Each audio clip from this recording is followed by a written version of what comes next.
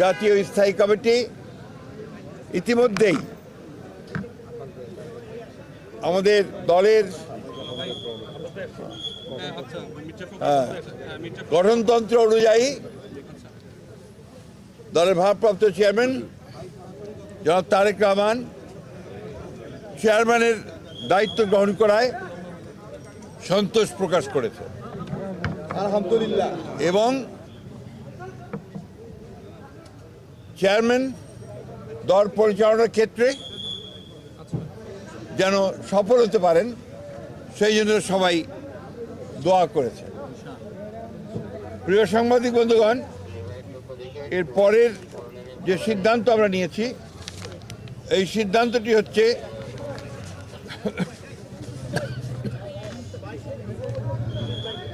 নির্বাচন কমিশনের অনুরোধে বাংলাদেশ জাতীয়তাবাদী দলের চেয়ারম্যান জনাব তারেক রহমান আগামী 11 জানুয়ারি 2026 থেকে জাতীয় নেতা মৌলানা আব্দুল হামিদ খান ভাসানী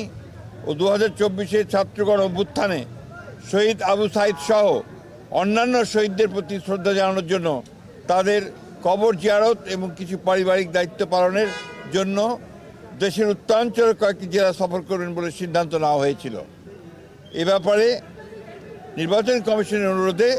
বাংলাদেশ জাতীয়তাবাদী দলের চেয়ারম্যানের এই সফর স্থগিত ঘোষণা করা হয়েছে।